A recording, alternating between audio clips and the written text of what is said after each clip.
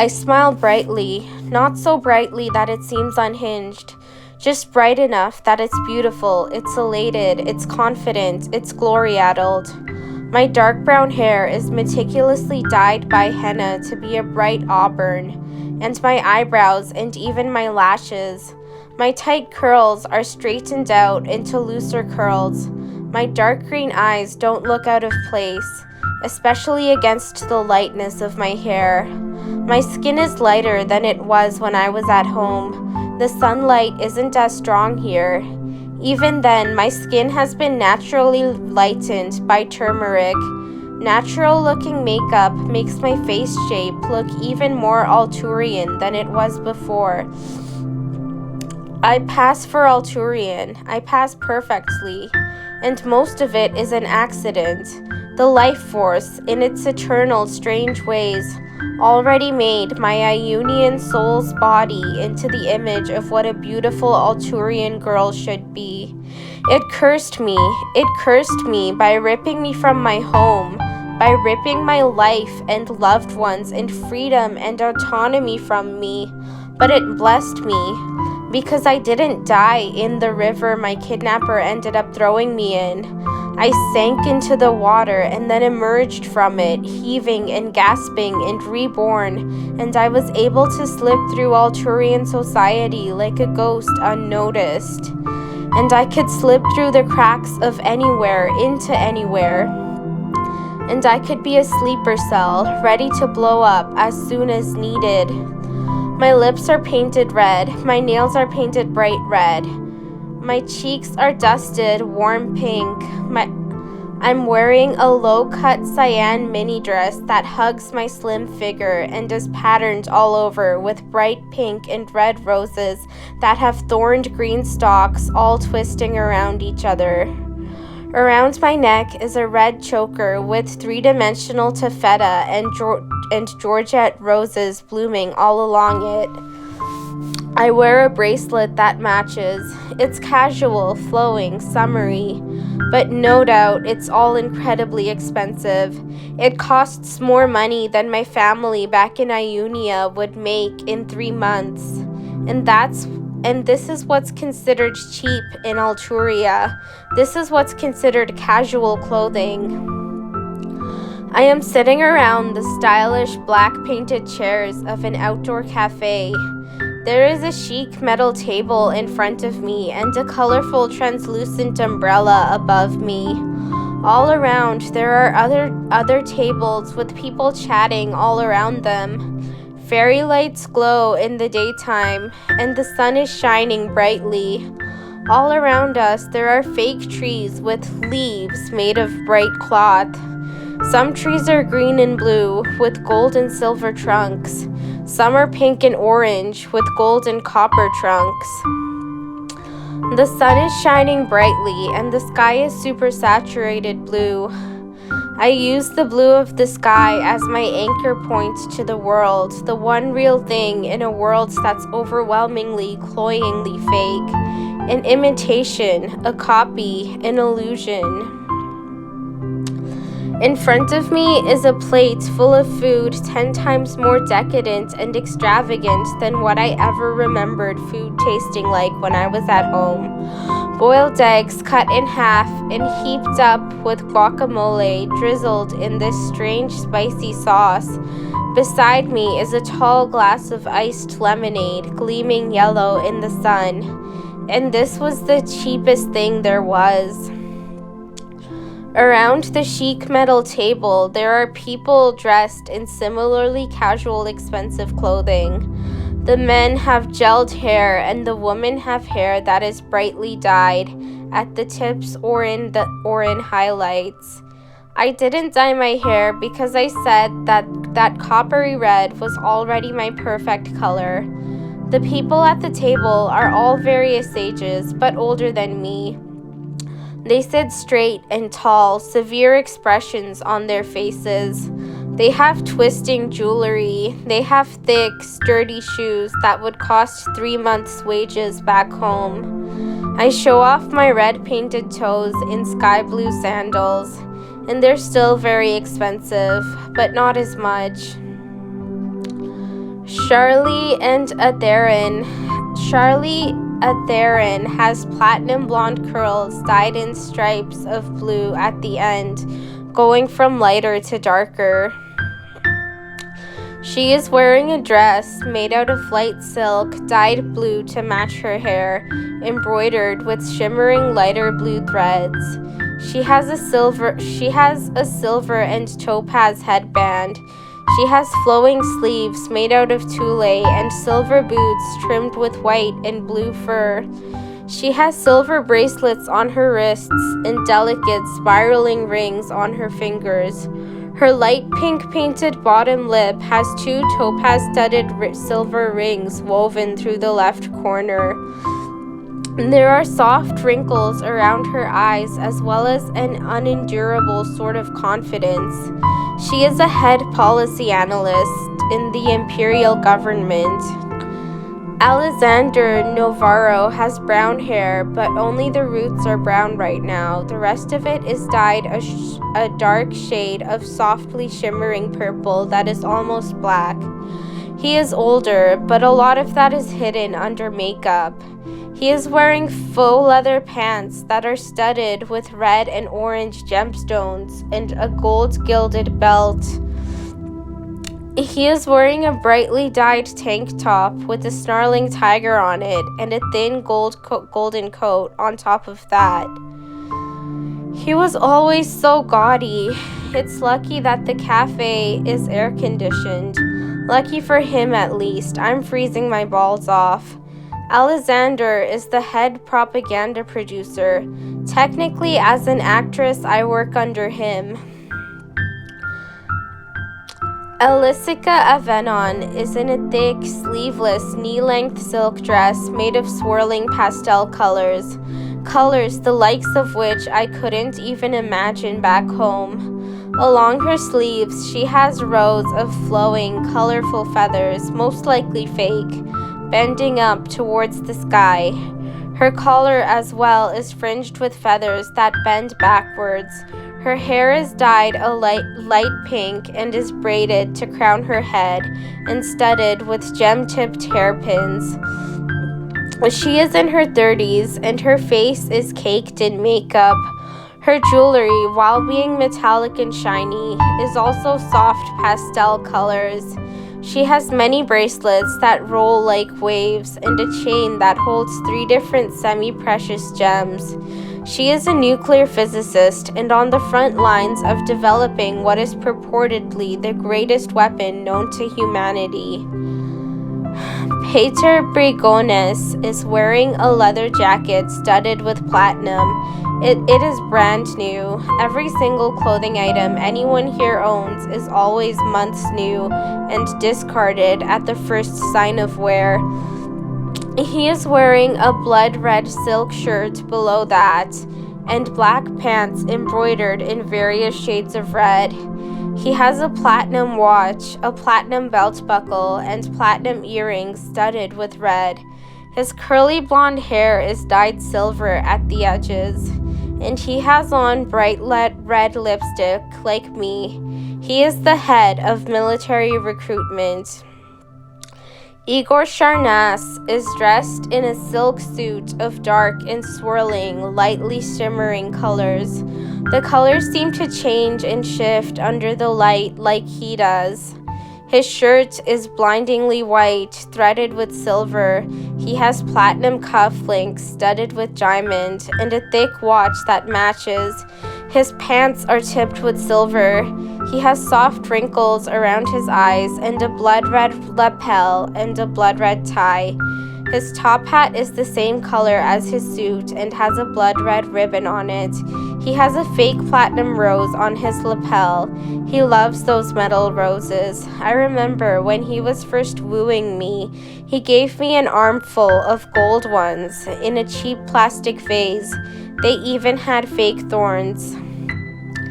Igor Sharnas is looking me up and down hungrily, but he still carries in his eyes the reverence that Alturians only reserve for each other. The pressing, piping kindness that's all too bright and leaves no room for declination. He wouldn't hurt me against my will. Well, he would if he knew who I really was. He doesn't, and he won't ever. I'm their little girl. I'm their sweet young soldier, the perfect Alturian citizen. I'm the head of the youth brigade. I help organize rallies, speeches, activities, camps, concerts, classes, parties, festivals. I have an artistic eye for color and line and glitter and shine. I have the ability to make anyone feel at ease, and that's only in my free time. 9 to 5, I'm the prettiest, most talented, up-and-coming young actress in the film industry. I'm in the midst of filming the most bombastic propaganda piece imaginable. And Lord Igor Sharnas, the leader of Alturia in all its glory, is not so subtly in love with me, and I am very obviously amazed at everything he does. He's not a bad-looking man. He's on the shorter side as far as men go, much to his chagrin. He has strawberry blonde hair that has bits of gray in it, eyes as blue as Arctic Blitz Gatorade. I'm never letting him put his disgusting meaty dick in me. I'll kill him first. But I have to pretend just long enough for me to get the chance to kill him. He thinks that I'm entranced by him, and I'm elated that he is entranced by me. He thinks I'm a young girl and a model citizen. I've written speeches for him that were tongue-in-cheek in the most subtle of ways.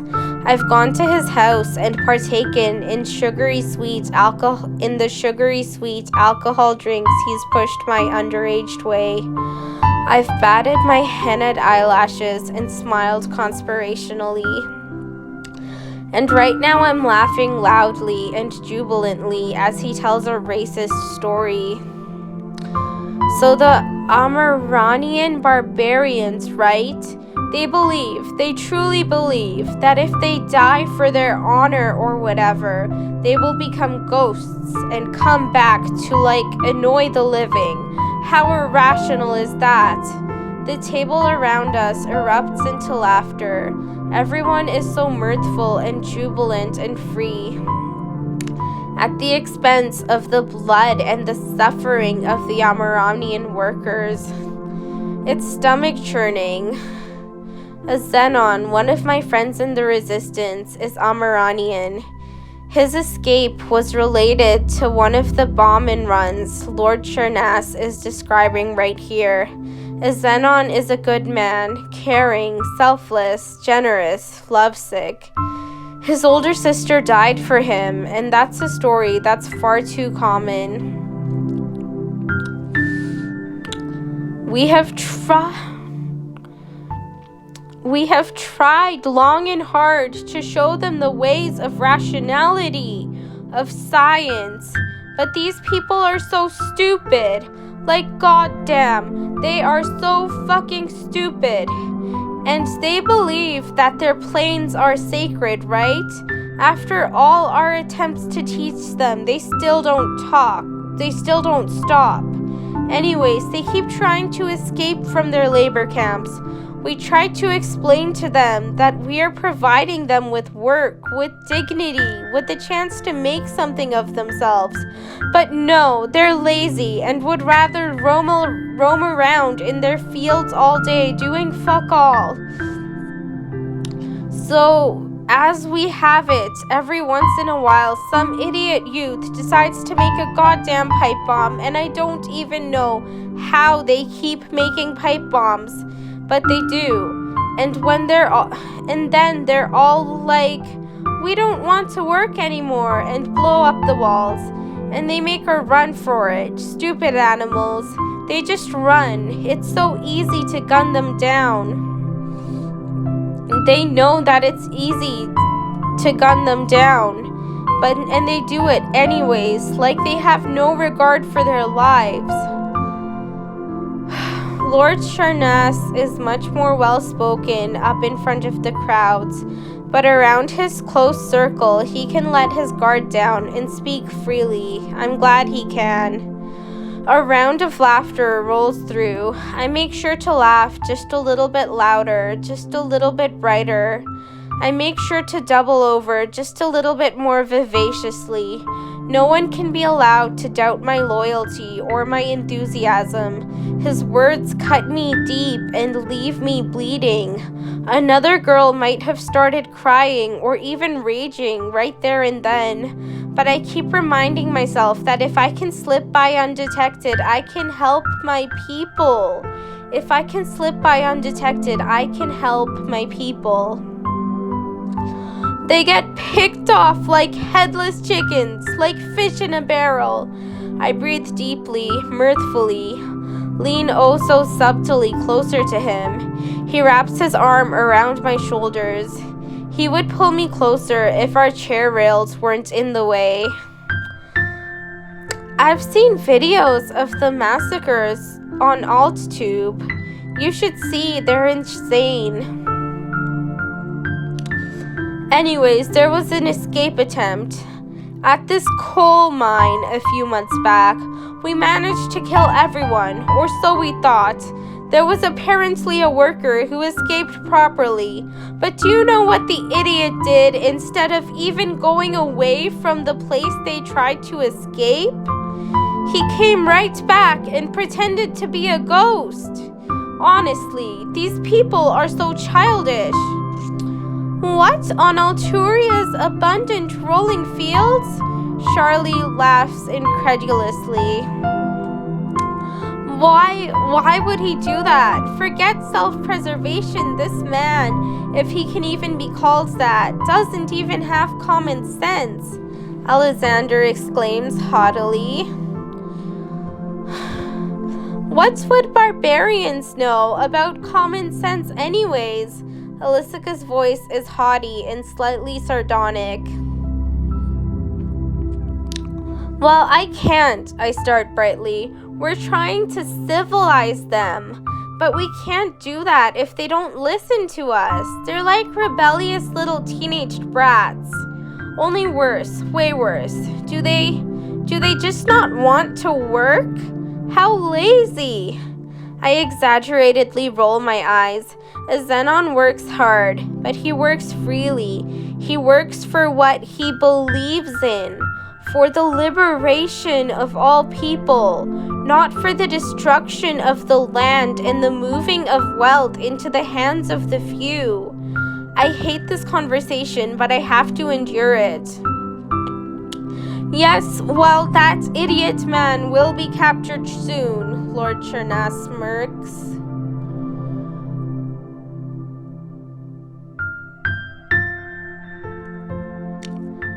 And they tried to capture her. They didn't know that it was all in vain. Zenon's smile is small, but it's bright and wondering and mischievous. We are sitting on the floor of the apartment Lopico and I share. It's an apartment that's considered quite small in Alturia, but it's so big, much bigger than anything we have at home. 15 of us are sitting together on the floor, our newspapers strewn all about. We have to make disguise day and meeting day the same day, since in Alturian society there's so little time that you're not spending with some club or social group or at work or volunteering or at an event. And this is why, despite how weird this absolutely is, we're all in our underwear and caking ourselves with turmeric. Turmeric is incredibly expensive, and it's food, and this is a giant and horrific waste, and I hate it, and it's weird, but we have to fit into Alturian society, and Alturians are light. Along with skin, most of us have to deal with our dark hair. Honey, cinnamon, and lemon juice are good for this, for most people, for people who can put on blue contacts or keep their brown eyes, who only need brown or dark blonde hair. So almost everyone else is carefully and delicately rubbing honey, lemon, cinnamon into someone else's hair, as if they're done with the turmeric. But not Aniki and I. Nope, we've been blessed with green eyes, and now we have to pass as gingers, and hence the henna, which we can't begin applying until our skin is done. Despite how strange and stressful and how dangerous this is, it's the best day. I'm surrounded by my new family, by their sparkling eyes and their kind voices and their softness and their warmth. The sun is still high in the sky and pours in through the high windows too high for prying eyes to see anything from. The floor is covered in newspaper and the walls are a bleached white. There is no furniture, because why the fuck would we waste money and precious resources on that? And there's a bunch of plastic bowls on the floor, either holding concoctions or water, along with many black towels. All 15 of us are together. There are 15 of us in total, in the whole of Alturia. That's barely any, really. But you have to realize that it's not easy at all to end up in the heart of the homeland of the empire.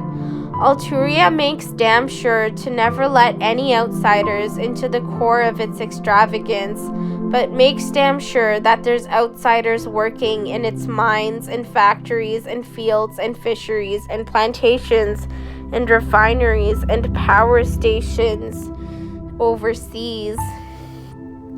It's more than difficult for an outsider to get in here. It's impossible, and it's only through sheer and unfiltered luck that we're here, luck or misfortune. Zenon, Eleni, Kadisi, Peturi, Almer, Henzani, Shakolek, Lopiko, Trisinoki, Darkino, and Afula were all slaves in work camps.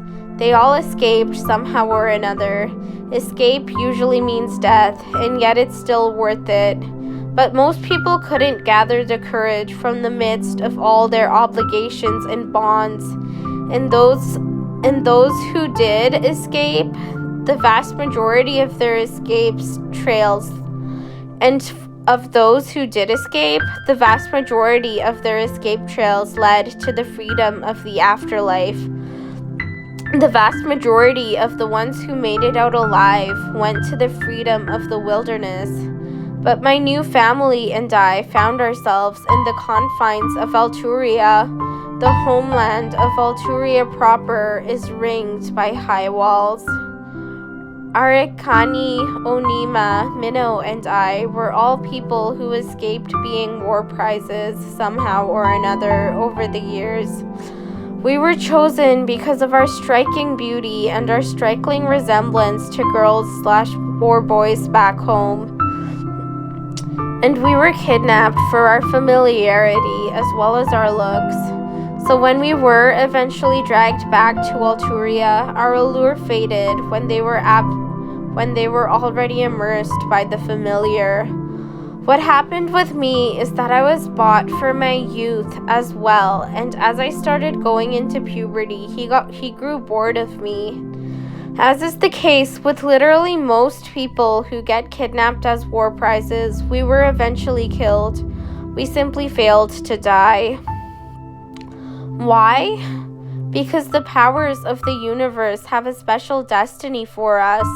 Iconia's forces, Iunia's life force, Amarania's gods, Mamon's goddesses, Rainland's elements, Araya's gods, Saylandan spirits, they all move and manifest themselves within the world, within the people, and nature too has their own power, lives and breathes and sparks within us. And it all protects us and propels us forward, and we have their blessings.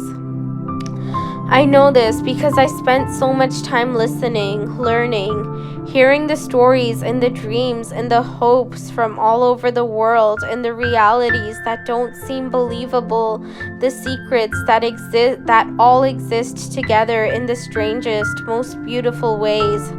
Like the stories of the returning spirits. They were the souls of the people who died fighting for their freedom and returned as beings of otherworldly powers to aid the people in fighting for their own freedom. They were stories of tragedy, of pain, of unimaginable suffering wrapped up in rage and vengeance and revolution. They were stories of the inexplicable, incomprehensible, ineffable, and they were real. As Zenon talks about his comrade Ilaki planning a prison break along with her other comrades, he was a child, 5 years old when it started. 5 years old and working with live wires and chemicals. The rebels were teens at the time, and they looked forwards to their lives, and all they saw, and they looked forwards into their lives, and all they saw was unending work and hunger and degradation and hurt. They looked within themselves and saw hope.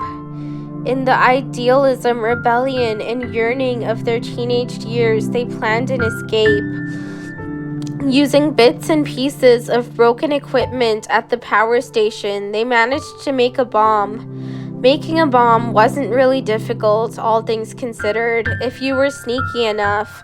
Just incredibly time-consuming, and it required collective cleverness and secrecy. Anyways, after 5 long years, it was ready, and so were its makers. Now, most bombs target some part of the walls keeping people inside, and this can work, but it often fails. But this time, they were smarter. A youth named Jason was able to get into the head offices and find a map to the whole facility. They discovered that all the power was controlled at the main switch deep in the heart of the facility. It would be difficult getting in, but not impossible. They shared this knowledge with the others. After months of planning, the rebels realized that the only way for it to work would be for one person to be in the room to explode the bomb, holding it up against the main circuit boards, which would be a suicide mission. There was a lot of arguing about who should go. Everyone wanted to spare their comrades, but finally, Ilaki convinced them that she worked the closest to the main switch, and it would be the easiest for her to gain access. A girl named Amimi pickpocketed an access card from a guard who was at the end of his shift. Ilaki used that card to get access to the power room.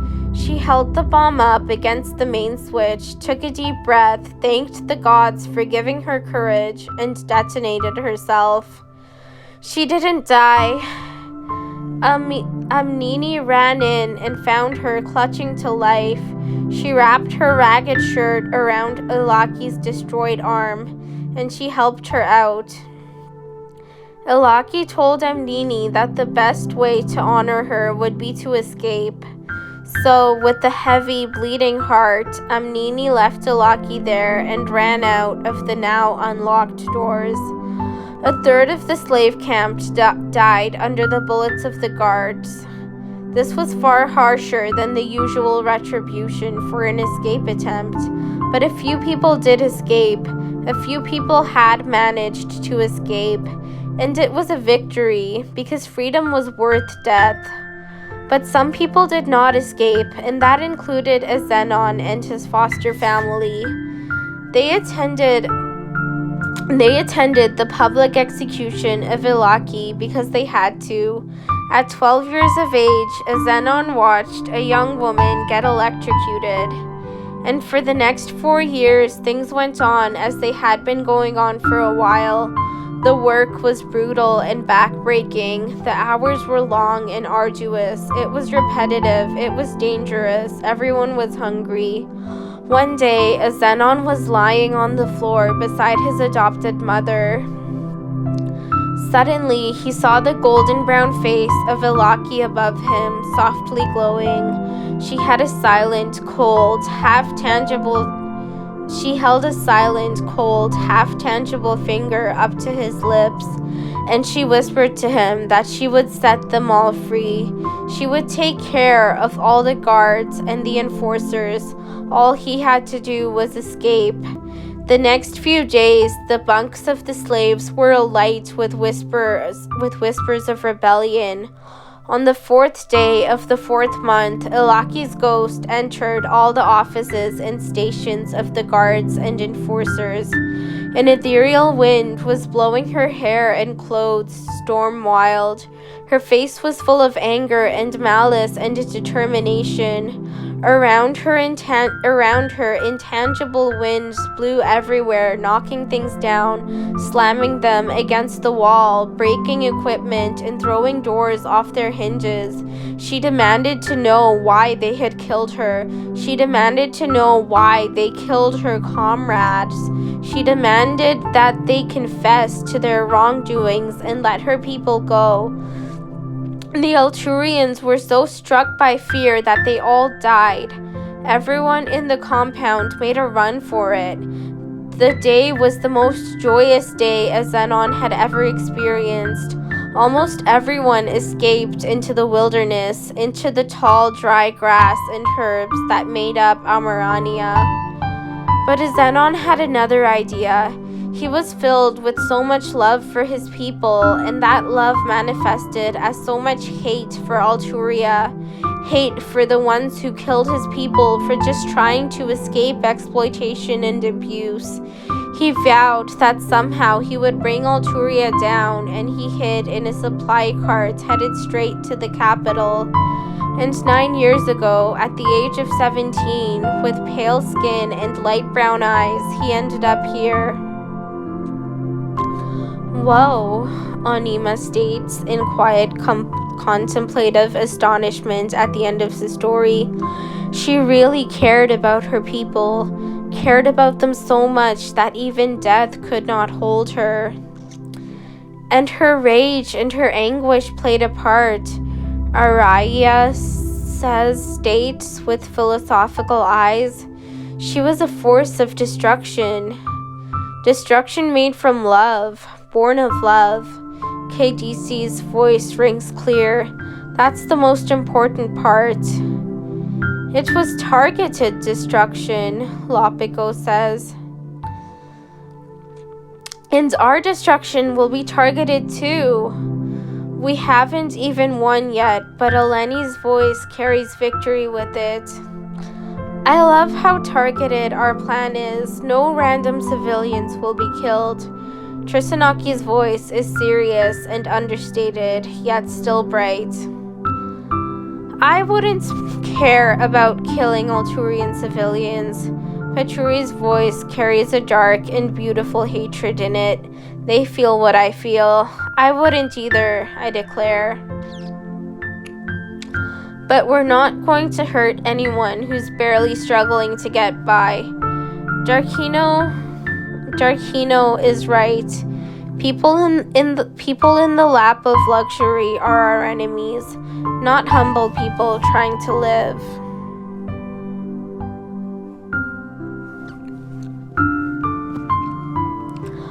I'm walking towards the subway station in my 2 new black, blue, pink shoes.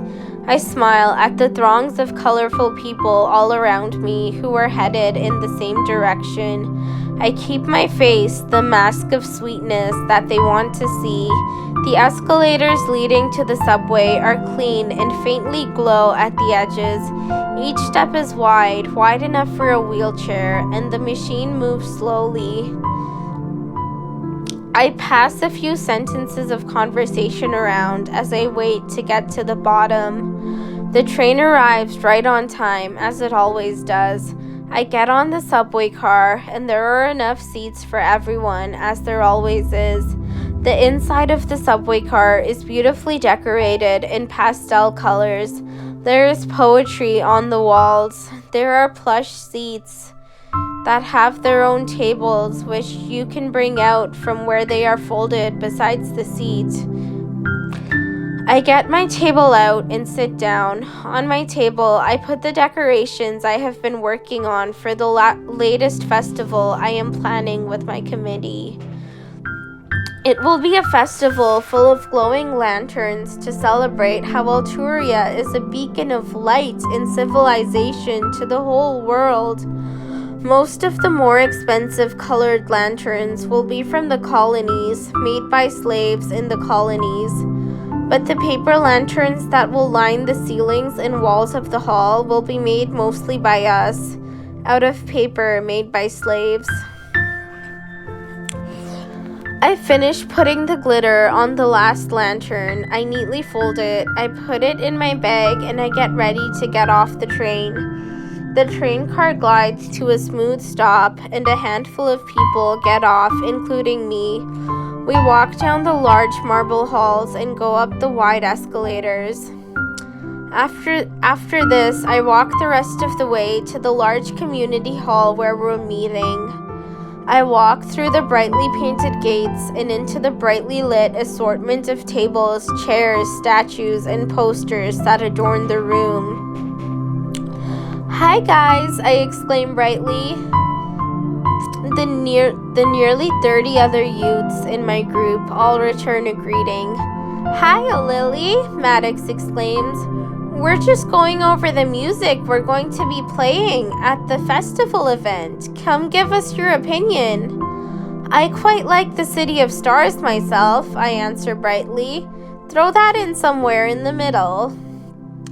"Come join us," Patricia calls out from behind her place near a tree. To save money, we got the idea to make the light trees ourselves. Well, I got the idea. We unhooked all the leaves off of some plastic trees that we were using at an event before, and we covered the trees in differently colored fairy lights. We're tying different colored pieces of cloth to the trees, and so for that, the lights of the tree is... We're tying differently colored cloth pieces to the trees, and so for that, the lights of the tree is on right now, and Patricia and Giannin are standing by a table filled with differently colored cloths. I go to them and begin tying cloths to the bare plastic branches besides where the pinpricks of light are. We talk a lot about music. We can't just play our favorite songs. We have to pick songs that are good for the theme of the night. We talk and work and plan together for hours and hours. And surrounded by people who are young, who are teenagers like me, who honestly believe they love me and honestly love each other, I almost feel at peace. It's really difficult to hate these people sometimes. But it's also really difficult to not hate them. Not when Lopico startles out of the bedroll every night, body covered in sweat, numb with terror at yet another nightmare about his time as a slave. Not when the people who are enslaved in Iconia are making the party decorations we are talking so much about.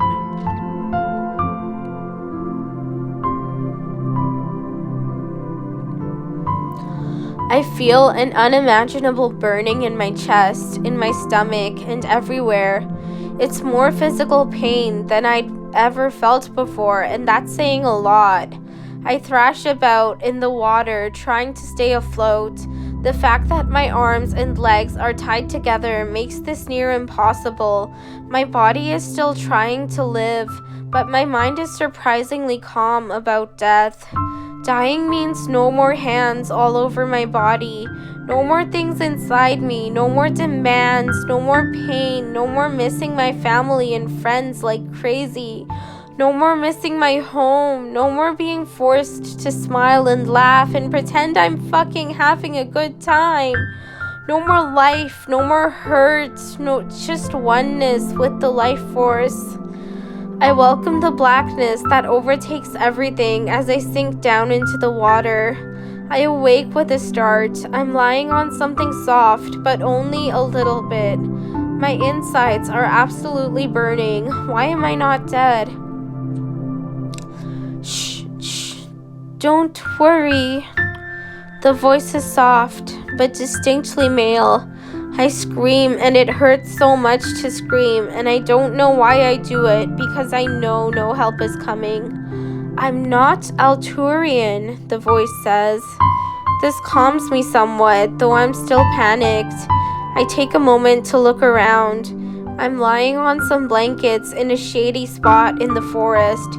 This is definitely a very strange situation. I don't know what to think of it. I wish I was dead. I don't talk because I'm in too much pain. I don't want to be here, but at least I'm not back there. I go still as the memories of him, my kidnapper, return to my mind. I'm not going to hurt you, I promise. The voice is soft. It comes from a man who looks Alturian. But there is a softness around his eyes, an incredible kindness that I've never seen from Alturian people. So I believe him when he says he's not Alturian. My name is Lopico, he says softly. I'm from Iconia. I was a slave, but then I escaped. I'm not going to hurt you, I promise. I'm not going to hurt you, and I'm going to keep you safe from anyone who does want to hurt you. I found you in the river. I got you out. You should have let me die. It hurts so much to speak, but I do so anyways. I know it feels like that now. I wanted to die when I first escaped slavery. But you will heal, you will get better, you will learn how to live again. I won't. Shh, no talking now. I can tell it hurts you to talk. How about you drink some of this tea? It will help with the pain. I consider saying no just to affront him, but I decide not to since I want pain relief. The tea stings a bit going down, but eventually it soothes me just a little bit. I wish it was more. Lopico tells me a story about two brothers that were separated from their family and journeyed through the wilderness to find them again. It distracts me a little, and I listen to it until sleep overtakes me.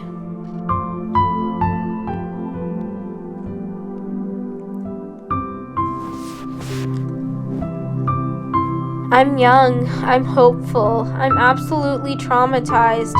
I've been living for Lopico for a few weeks. He's kind, he's Iconian. He says that the pain will always be with me, but I can begin living again one day. I don't know if I believe him. I haven't been outside all week. Going out in Alturia is nothing short of abjectly terrifying.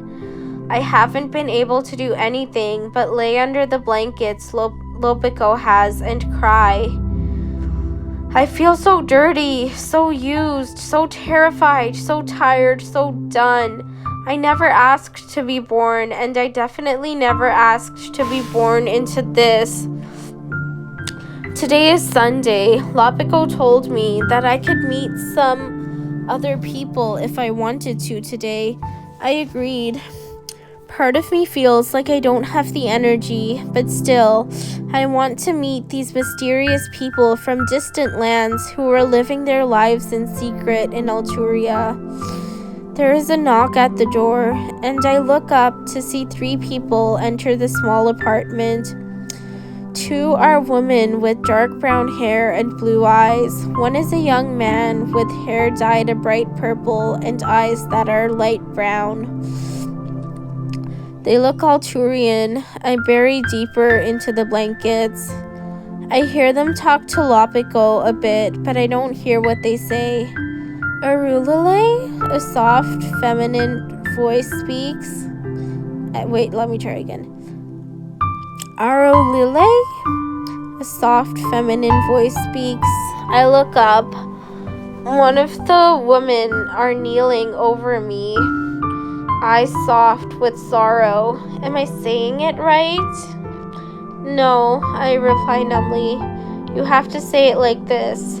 Arulilei. Oh, okay, like this? Arulilei? Yes. It's nice to meet you. My name is Anima, and this is Minnow and Arakani. She gestures at the two people who have come to sit beside us. It's an honor to meet you, Arakani states. Where are you from? I'm from Araya. Iunia, I reply. I've heard that Iunia is beautiful, Minnow says. His voice is kind, searching, sorrowful. Do you miss home? Anima asks, and her tone is so protective. My home is dust and ash. I don't think there's anything left to go back to. But you survived. Minnow's words are quiet and pressing. Through trauma and tragedy, you survived. And you carry your people with you. You need to make sure you survive. I can't. After all they've done to me, I can't. They've done it to us too. Arakani sounds like she's holding back tears. All three of us have been through what you've been through, and it was hard for us to survive as well. It was hard for us to hold on, but we did, and you can too. How did you survive? I ask. I kindled my pain into hatred. Arakani's words drip with love. I realized that I needed to get revenge. I needed to work towards justice, and I needed to be alive for that. The idea of revenge against my abusers didn't seem realistic to me before. What can we do? We don't have power. We always have power, she replies.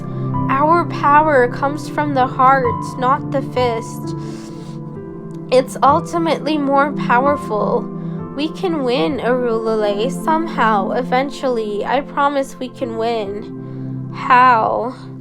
We have yet to find out. I think about that for a while. I learned to live because I remembered my people. Minnow tilts his head wistfully.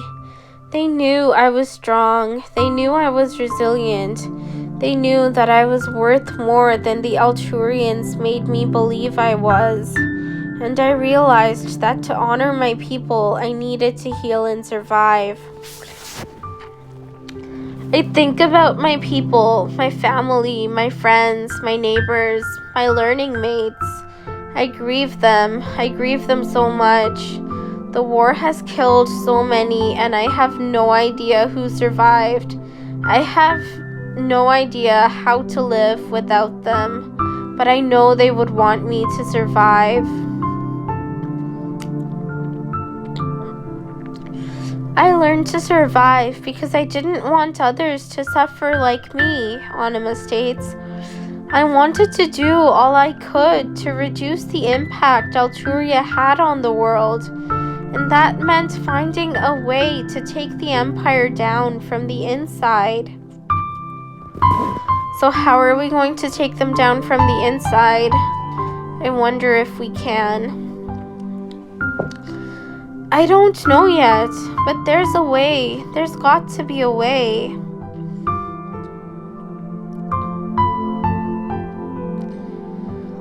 The doorbell rings again, and this time Lopiko lets in 3 more people.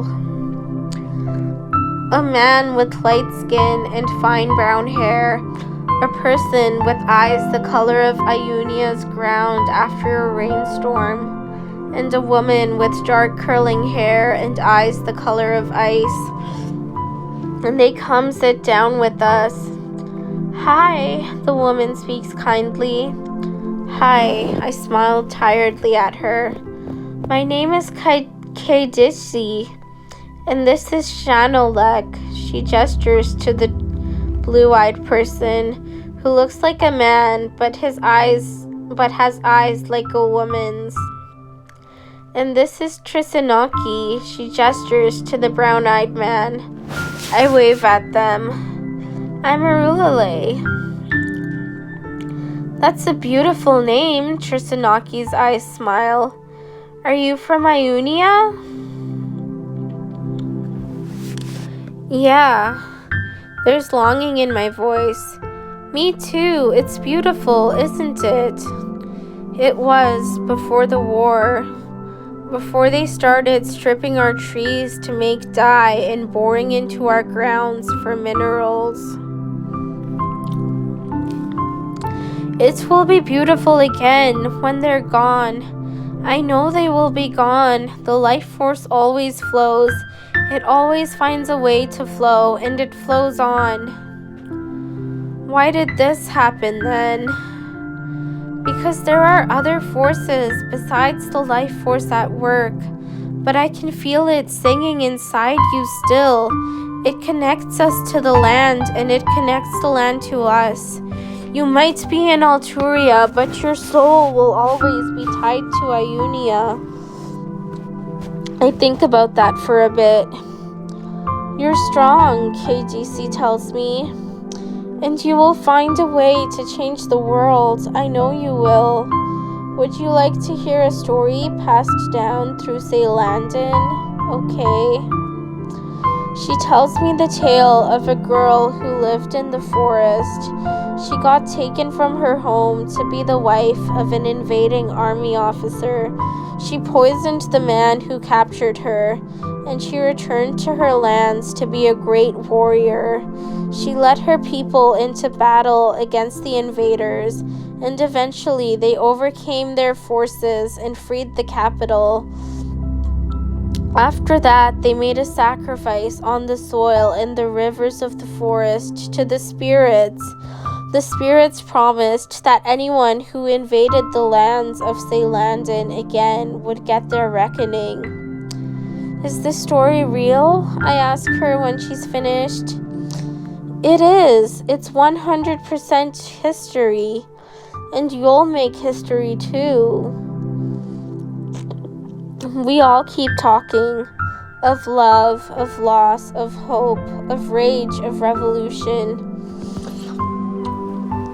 More secret outsiders arrive in the small apartment, and we talk into the night.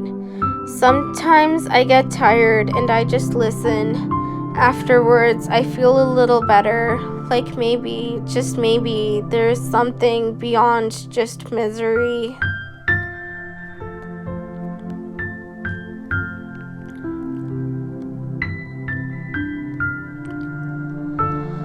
I walk off the film set after a long day of work.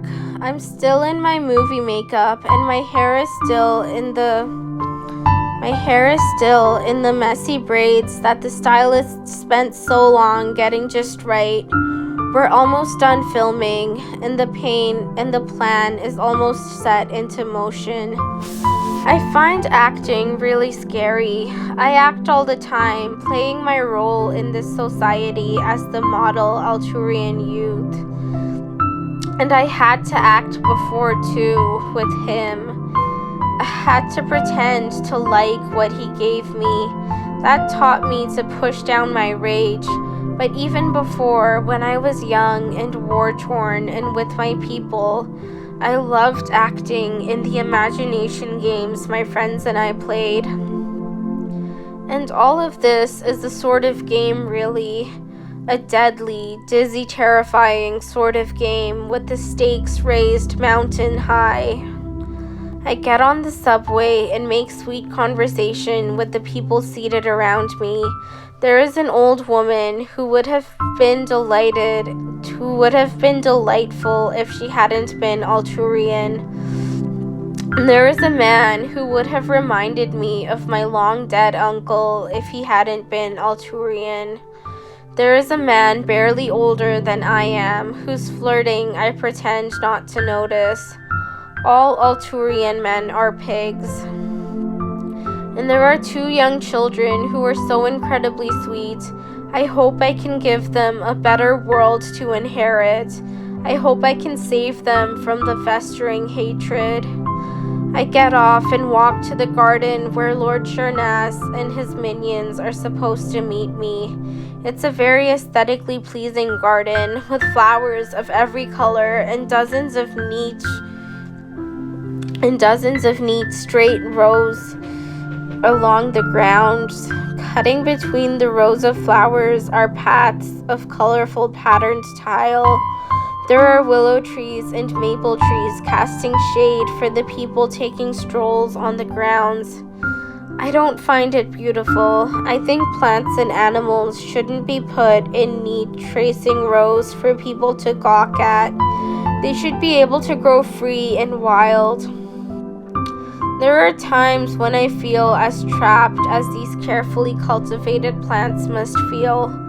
I walk to the shaded, air-conditioned gazebo that overlooks much of the garden, including the fountain at the center. This is where we are supposed to meet. I have a moment to myself, which I use to school my face back to its bright illusion, so that only those who truly know how to look would see the sorrow and the grief within it. I take a deep breath and let it out. Lord Shurnas is coming through the garden. He probably came early to have some moments alone with me. It makes me want to vomit. "Hi, Igor," I exclaim. "Lily, I waited all day to see you." He smiles brightly at me. "I waited all day as well, though I'm sorry, I can't lie. I've had a lot of fun at the movie set." "Well, you were doing important work for your country. Of course it gave you joy."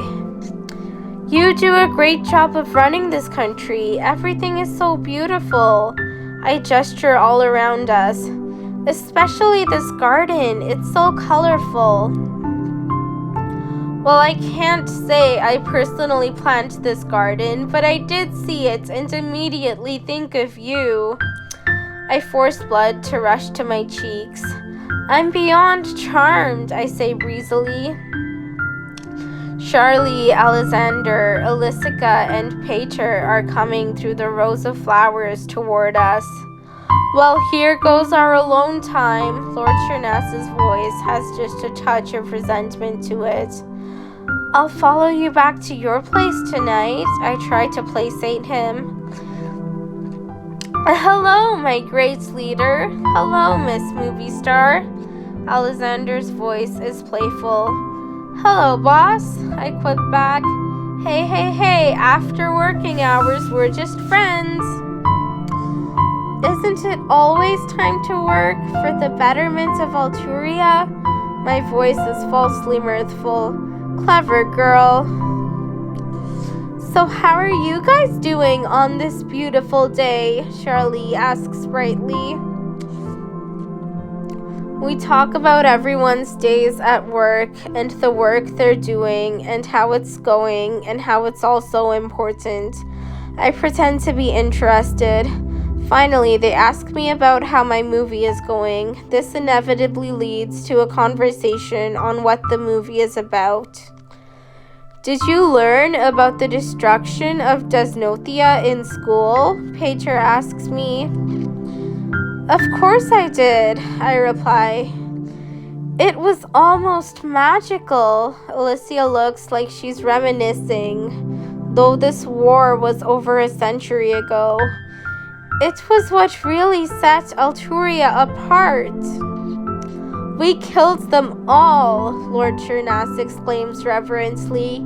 "An entire group of people with their ugly big noses and tall stature and beady eyes wiped off of the face of the earth.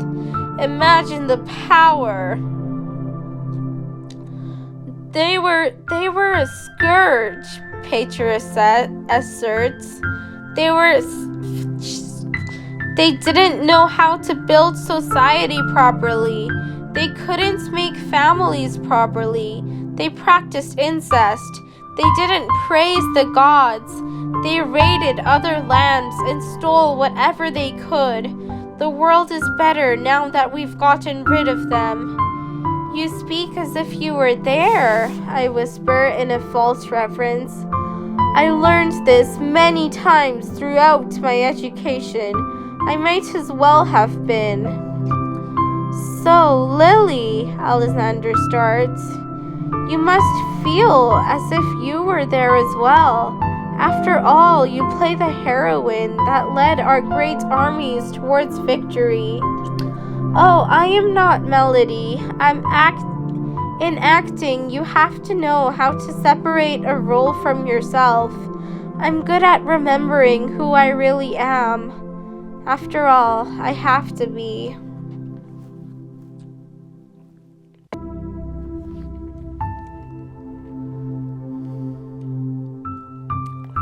I am sitting on the plush sofa at Lord Shernas's house. He is preparing drinks for us. Despite being the leader of the country, he is so very humble. Though I suspect he's sneaking alcohol into my drink. He knows I only have a month to go until I'm 18. Why can't he wait? His living room is quite large. It could easily fit 40 people. And it's just one of the rooms in his house. Back in Ionia, we lived in huts that were one single room.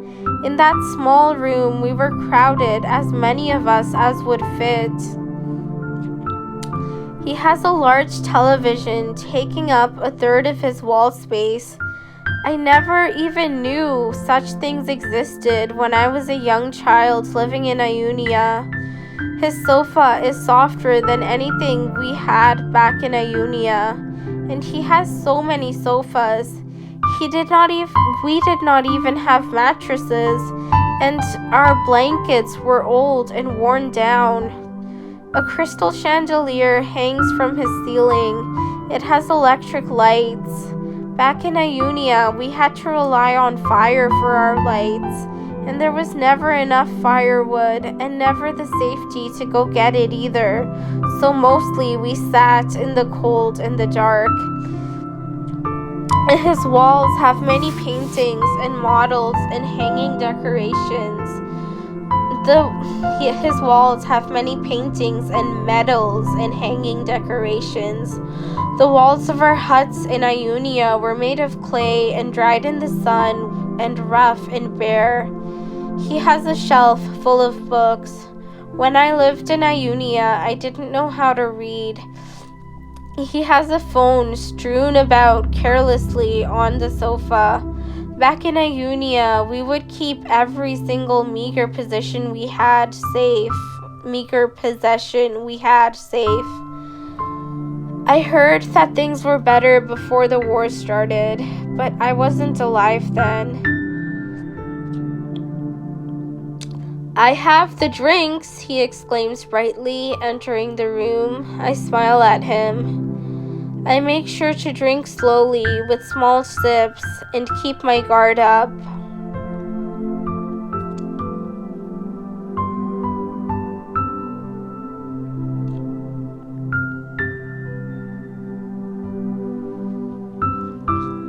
All around me is fire and smoke and screaming. I don't know what to do. My feet take me in a random direction, away from the smoke and the carnage. I don't know where my family is, where my neighbors are, where anyone is. I don't know if I'll live. I don't know if anyone will live. The smoke rises thick and dark into the air, and it chafes my lungs and leaves me coughing violently. Still, I run. I have to run. Suddenly, a huge truck screeches to a halt in front of me. It's painted in the brown camouflage of the Alturian army vehicles. The door swings open, and a strange, pale-faced soldier tells me to get into the truck. In my terror, I have no choice but to obey. Surprisingly, he doesn't kill me. He just drives me away from the smoke and the flames, away from my village and everyone I've ever known.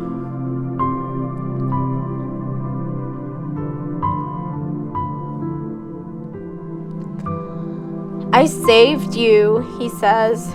You would have died in the fire without me, he says. You would have died without me, he says. He drives an armored vehicle for Alturia, and he desecrates my lands, and he desecrates my body. He has friends who are all soldiers like him, and he shares me with them sometimes. They find me cute, they ruffle my hair, but of course they desecrate me as well. I hate them so much. I hate all of them. I stay locked to a pole in his fold-up army tent whenever he's off fighting. It's not freedom, but at least I'm free from his gaze and his touch, but it never ever lasts. He always comes back and bears into me like the bombs bear into the soft soil. At first, all I do is cry. All I can do is cry. But I learned quickly that crying has harsh consequences, so I become too afraid to cry. He wants me to be grateful and pleasant. I have no idea what there is to be grateful about, but for the sake of my own safety, I have to pretend. I pretend to like him and his friends and all the civilization they bring. There are other girls and sometimes boys locked up with me. Some are from Ionia, some are not. Some were captured during the war. Some were brought over from distant colonies that had already been captured. Sometimes I get to talk to them. They're broken, infinitely broken, but they're kind. They're all that keep me from breaking into infinite tiny pieces. Not that I don't break anyways, it's just that I don't crumble. I'm grateful for them, but still my heart breaks at the thought that they are being put through the same thing I am being put through. I wish I could somehow save them, that I could somehow save all of us, but I can't. I have no power. I watch my lands crumble and burn and get chopped to pieces. They burn the villages, they burn the grasses, they shell houses, cut deep craters through the lands. They hack down the trees and they riddle the landscape with bullets. I cry for my lands, invisible tears that I am forced to gulp back, and the sorrow and the rage in my heart is unspeakable. At night, when no one is looking, I cry under the light of the moon, and my tears feel deep enough to fill the deepest basin. The moon is for the women, the moon is for the water. The moon is healing, and she accepts my water. She lets me cry. But I have to dry the tears before he wakes up and sees them. I wonder where my friends and neighbors and family are, if they're even alive. I know not all of them are alive. I don't even know who is dead and who isn't. I don't even know who to mourn. I cannot even mourn. And my grief builds up inside me until I feel like my heart will burst. I have to remember them. All the people I left behind. I have to remember them and everything they were and everything they taught me. I have to remember Ionia and all its glory. If these lands are destroyed and killed, at least they will live on in my memories. Why do the soldiers not understand that the land is sacred, that the people are sacred? Why do they bring with them so much hurt and destruction and devastation? If they had come bearing peace, I would have welcomed them. If he didn't hurt me so much, perhaps I could be friends with him. There are little things about him even that are good, that betray the fact that he is maybe capable of being good. But the freely trusting openness of my heart is gone. All that is left is broken, bleeding pieces. Yet another thing that the war has taken from me. Yet another thing that Alturia has pillaged and destroyed. I long to be free from this war, to be playing in the grass fields with my friends, to be tucked up close to my family. I miss them all so very dearly. I miss them all with the force of a million floods and the force of My grief threatens to crack me apart from the inside out, but all I have is war. I briefly remember that I am still a child. I wish I could still be a child, wish it so very deeply, but my childhood got ripped from me like everything else in my life. The soldiers laugh and coo about how childish I act, but still they force me to be an adult. I wonder what they see in me. Sometimes I wonder if all I am is what he says I am. A pretty little bed warmer to heat him up after a grueling day of war. The thought leaves me suffocated and aching. But then my friends tell me that I'm not. Tell me that I'm worth so much more than he says I am. They tell me that I'm a wonderful little girl and I'm sacred. Sometimes I believe them, sometimes I don't. But I let them know that they're sacred as well. Me and the other war prizes are more than friends. We are a family forged by pain and heartbreak and love and desperation and necessity. We have each other, we love each other, and we take care of each other as much as we can. And I'm infinitely grateful. I hope I am never taken from them. But of course, eventually I am, because nothing can go well for me in my life. One day, the war is over, my homeland is in ruins, the place where I grew up, the place that I love, is a colony of Alturia. The rest of my people are slaves as well, and again, I cannot even mourn. And he goes back to his own homeland, bringing me with him and ripping me apart from my family yet again.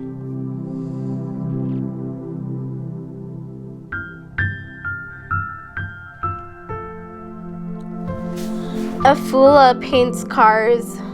Many of the cars go to the colonies, bringing slave drivers and technicians and engineers working abroad back from their time spent at home. Those cars are washed and shined by the slaves. Those slaves often have learned to read in their own languages in the secret of the night. This is the way we communicate with the colonies. Because if we can write messages on the cars in the native languages of the various slaves in paint that just looks like designs to the Alturians, the slaves can then spread these messages amongst themselves and we can coordinate with the whole world. Afula goes to the car parks they're hired to go to. Then they meet whoever told them to come. The pair go to a restaurant and have light desserts and snacks and they talk about the contract. They also talk about other things. Afula asks the Alturian what they do, where they do it, why they picked this job, and more. Under the guise of polite conversation, Afula learns just where the car will go and when. If they find out that it's a car that will go to the colonies, they ask which colony, what is the weather there like, what are the co-workers like, and more.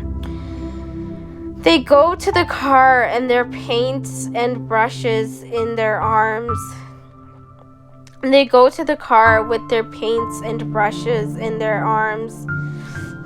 Under the shade of the car park, they go out, get out their phone, and flip through the folder of photos to see what the specific lettering is for the colony the car will drive to. There are 7 colonies, and a few of us from each colony.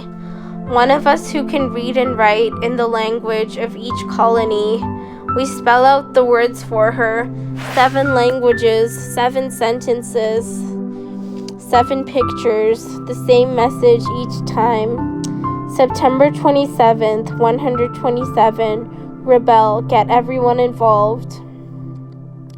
And among designs and patterns and flowers and landscapes, they work in the words into the paint of each car.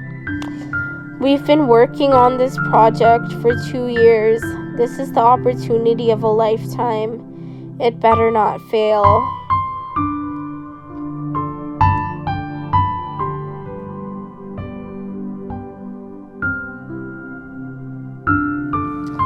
It's September 26th, 127 ADG, 127 years after the Desnothian genocide. I sit in the balcony of the movie theater in a private booth beside Lord Shernas. It's the premiere of the project Alexander and I and countless others have been working on for ages. The lights are still on. The velvet seats are dry against my legs.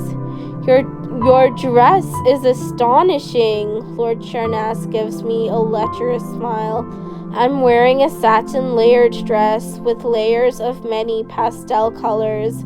My bodice is a blush pink with a red frill across the top that reaches across my arms to serve as sleeves. Thank you. I was thinking of you when I picked it out. You always said I looked good in satin. You look ethereal in satin. I'll have to take you shopping one day. Buy you the nicest dress money can buy. Thank you. I force myself to blush. The lights go down and we turn to the screen. It opens to a beautiful scene of a farm in the Alturia of old, a land that was not yet marred by the blood of the world. I go about my duties as a farm girl, but I long for adventure. The call arrives when the farm is raided by big-nosed Desnothians. They are made to look especially crude and ugly. I don't think real Desnothians were ugly. Sure, they may have had big noses, but there's nothing wrong with that. And I don't think they raided farms either. But the movie rolls forwards, and I am devastated at the loss of my beloved animals. I move to rally all the people in my farming community to create an armed guard of the farmlands. We kill a dozen Desnothians, but then they all attack at once and we are overpowered. I rally my farming community again to take up our cause at the capital. On the way, we meet many other farming communities from all parts of Alturia who have had their lands raided, their crops destroyed, their livestock killed. We hold community gatherings and rallies, and urban Alturians are swayed by our cause and saddened by our plight. We are, after all Alturians. The Chancellor of Alturia tells us that there are too many Desnothians to take on, that we'll have to wage a war if we want them to stop raiding our lands. And in the meantime, Alturia goes hungry as more and more of our crops are destroyed and more of our farmers are left destitute. There is a spontaneous protest that turns into a riot and then ends with all the rioters singing the Alturian national anthem. I climb on top of a statue wearing an Alturian flag as a cape. I give a rousing speech about how if there must be a war, then there will be a war. But Desnothia will pay for what they've done to us, and if we have to elect a new government, then we will. Months later, an election is called after ongoing pressure led by me for the government to step down. The new government declares war against Desnothia, and there is celebration all around the country. I look towards the horizon in determination. The first thing I do then is enlist in the military with my close friends. There is joking and lightheartedness and hope, and thus ends the first act of the movie. It's beautifully shot, but it's a grueling 3 hours of biting my tongue and watching nonetheless. Especially since I know that this movie is about a genocide. Lord Shernas and I go to take a walk outside in the statue garden by the movie theater. I have to say, Lily, he drones on, I am really quite impressed. That movie moved me towards emotions I didn't even know I could feel. There's nothing as glorious as the history of our great nation, I reply, even though I know that it's likely a false history. There's nothing greater than paying homage to our nation, and that is exactly what you've done by being in this film. You are so fiery and radiant. Melody was much more. I am but a candle in reflection to her sunlight. And yet you reflect her perfectly. I reflect but small moments of the song of her life. We keep talking until it's time to get back to our seats and continue the movie. The screen then shows images of glorified, warm-lit war. We sing songs and tell stories in our military camp by night, and by day we shoot down Desnothian after Desnothian, painting the ground red in their blood. There is an ambush, and we barely make it out alive. I lose comrades, and that only serves to further ignite my fury. I am such a skilled soldier that in a mere 2 years I rise to the rank of commander.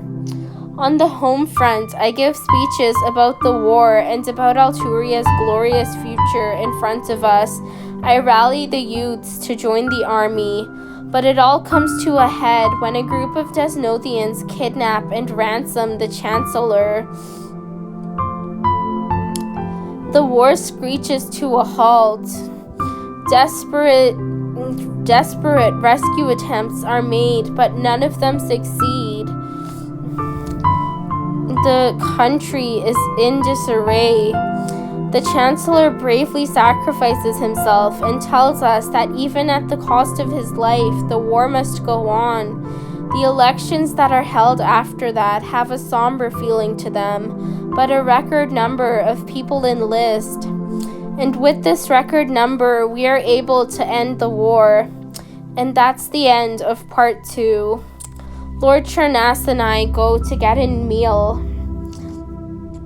He buys me a burger worth 40 altcoins. It tastes very, very overwhelming. I thought I would be used to Alturian food by now, but I guess I'm still not. It fills you with excitement, doesn't it, seeing glorious battle? His expression is eager, not overly. My brother died in the war against Ionia. Oh, I'm sorry, I wasn't thinking. They'll pay. They will. I'm sure that everyone who's harmed me will get their reckoning. After a while of sitting and talking, it's time to finish the movie. The third part is the worst part. We stride into the Desnothia proper with our cavalry and foot soldiers, and we start a bloodbath. It's shot romantically, but that doesn't change the fact that we kill parents and children and babies and elderly and pregnant people. After a half hour of pure murder, there is an hour of celebrations throughout all of Alturia, and I go home to my community a hero. I go to the capital to receive medals of honor, and I give a speech about the glories and virtues of our country and our military.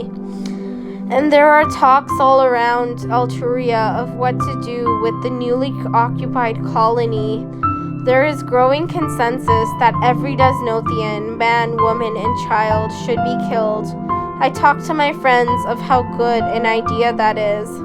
Then I go back to the military occupation in Desnothia.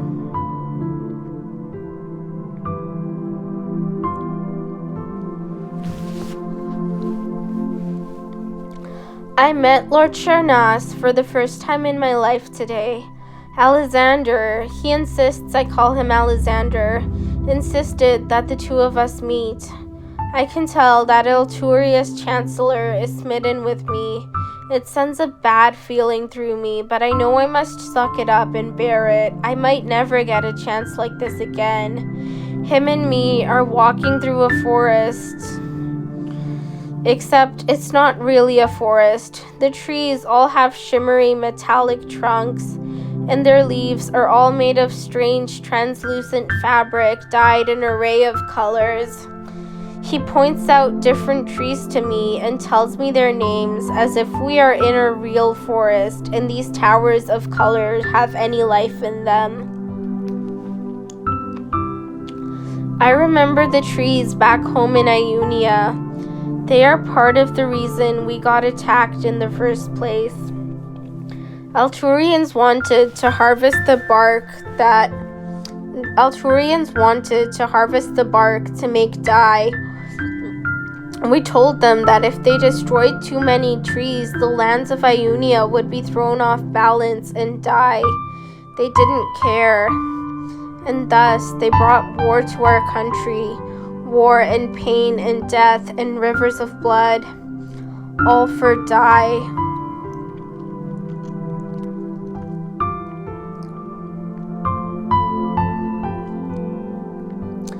I lie on my side. Arikani strokes my hair. I am so unbelievably tired. I don't know how to bear it all anymore. But inside me there is a fire that longs to burn all of Alturia down. And I must do it. I must burn all of Alturia down.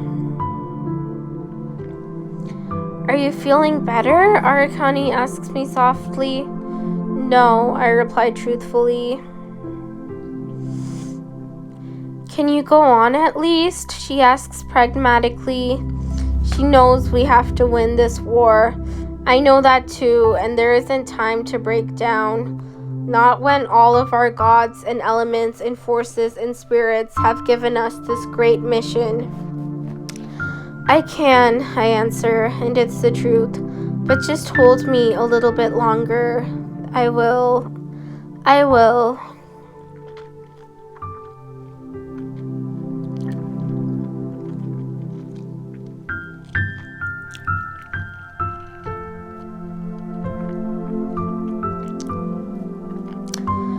Thank you. I smile at Lord Chernas as he holds the door open for me. And thank you so much for choosing my aunt's restaurant. Thank your aunt for serving the entirety of Alturia's government tonight, he replies smoothly. It's an absolute honor, my lord, Kadisi gives a wondering smile. She's so good at this. She has them fooled. I look around the bright, decorated restaurant with stained glass windows and carved walls. There are crystal chandeliers all over the ceiling and thick, heavy curtains lined with gold. This is the last day I will have to endure Alturia's decadence and excess before I'll finally be free. Other government figures are already sitting at their large, polished mahogany tables, lit by silver candlesticks on lace placemats. Henzani is wearing a tux and a bow tie as he guides Lord Chernas, Charlie, Alexander, Elisica, and Pater to our table. The wood can almost reflect my image. The lipstick the women are wearing is bright. My soft rose pink almost fades into the background. As soon as Henzani leaves, the chatter starts immediately. I have to say it, the feeling after a movie is my favorite feeling in the world. Alexander's eyes are smug. This is his victory as much as it is mine. He takes a sip of his water. Especially such an enthralling movie, Charlie adds. It had me on the edge of my seat. It's so beautiful that as a nation we could honor melody in such a beautiful way. I hope she's proud of all the progress we have made. Elisica pipes up. She drinks from her tall, clear glass. Oh, I'm sure she is, Lord Chernas smiles. I see her in all the young soldiers of our nation. Pater's smile is blinding. Thankfully, he dampens it with a sip of water. Following his lead, I take a drink, and Lord Chernas follows me, and Charlie follows him. So what do you want to order? I ask everyone. Let's take a look at the menu. Lord Chernas picks up the unassuming red booklet. They all order, and I make sure that my smile doesn't spread farther than what's decent for a polite, normal dinner at a restaurant. The laughter and chatter continues. Forks and knives and spoons and chopsticks clink and chime against the fine china. They all seem healthy, all seem happy, just as they should be. Are you enjoying your food? Alyssa asks us all. I am, I answer. But what I'm enjoying more is your company. Charlie takes another bite of her salad. Tell your aunt that she runs a fine restaurant. Pater takes a sip of his wine. Good food is one of life's greatest joys. Alexander pushes a fork full of spaghetti into his mouth. Around us, government and military officials talk and laugh, oblivious to the sparkle of mischief in my eyes or the way the waiters are holding back smiles. The light from the chandeliers fades into the background. Good food is one of the things that make life worth living. I nod in agreement.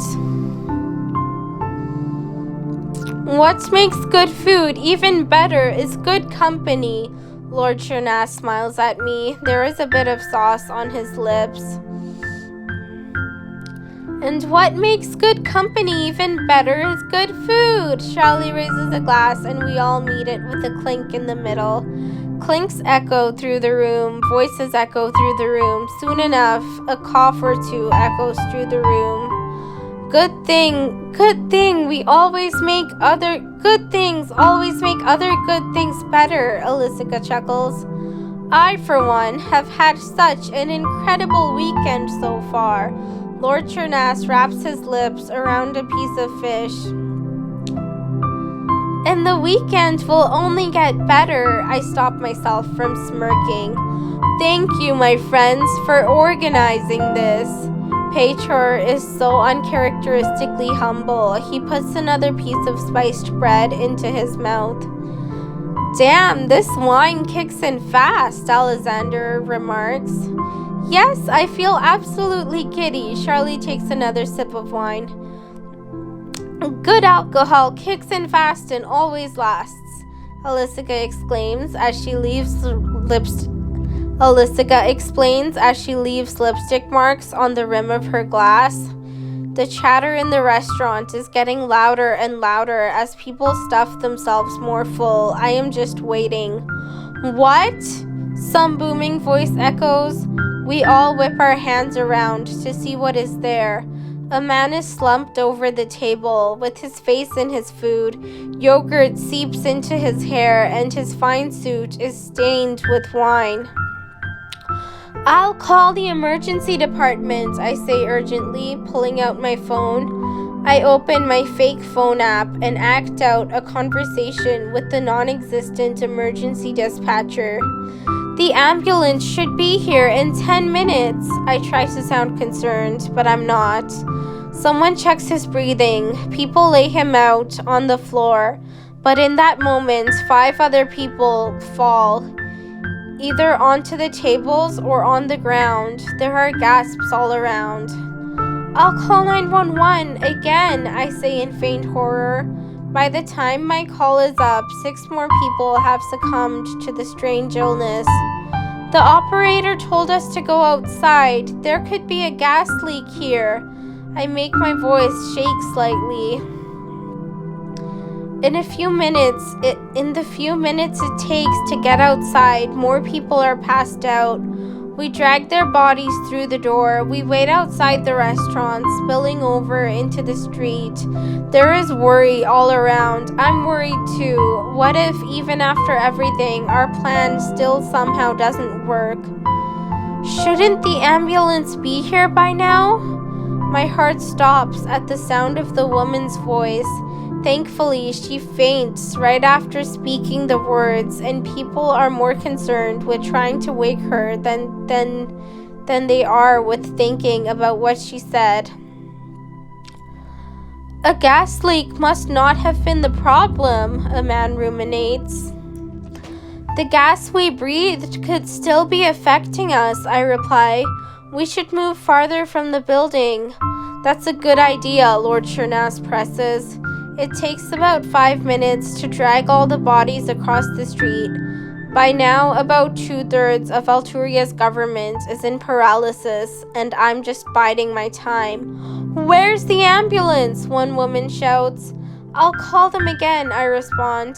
I get out my phone again and put on a great show of talking to the non-existent dispatcher. In my shock, I gave them the wrong address before. I feign embarrassment. But it should only be a few more minutes now. It's okay, Lily. You're young. Lord Chernas ruffles my hair.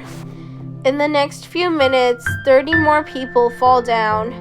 In the chaos around us, nobody notices that the ambulances are supposed to have arrived by now. No one should be dead yet. People continue checking the vital signs of those who are passed out, lying them down, putting their clothes under them, and putting water in their faces. They continue reassuring each other and worrying about each other. Many people try to find some shade and fan themselves. Did someone poison us? This man is right on the money. Who could it be? I exclaim. Don't be foolish. There's no one here who would want to poison us. Then what happened? Maybe a gas leak, someone said. That doesn't sound plausible anymore. We're a full block away from the restaurant.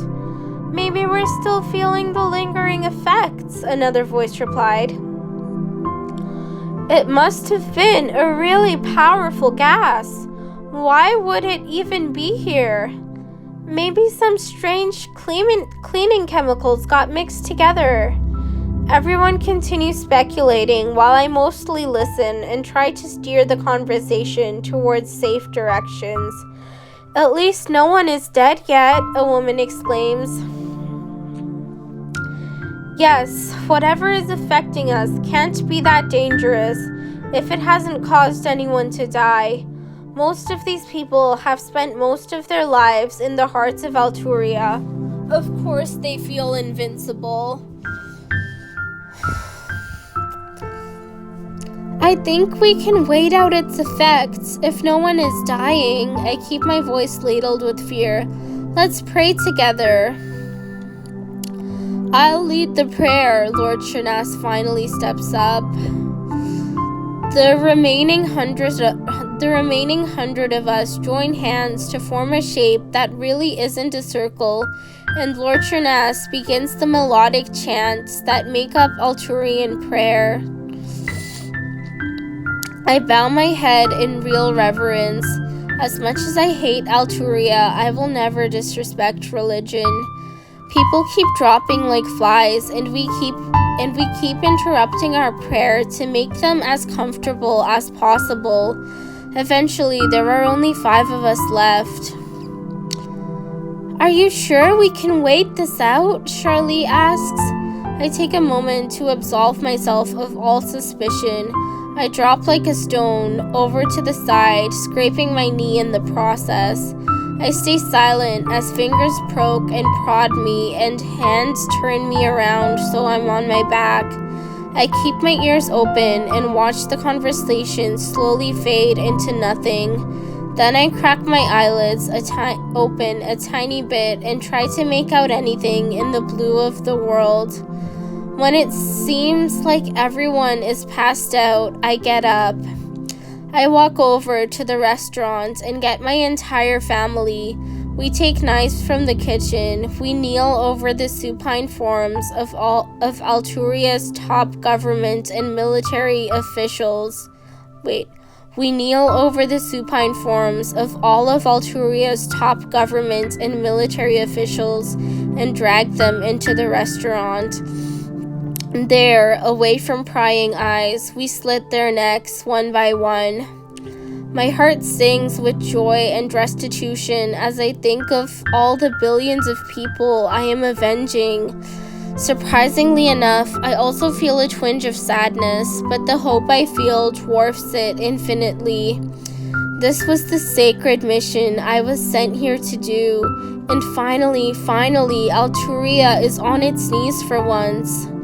Now that Alturia's leadership is in chaos, the slaves and colonies all the world over are ready to revolt. And they've have a better chance at winning than they've ever had before if they can all strike at once. And they will.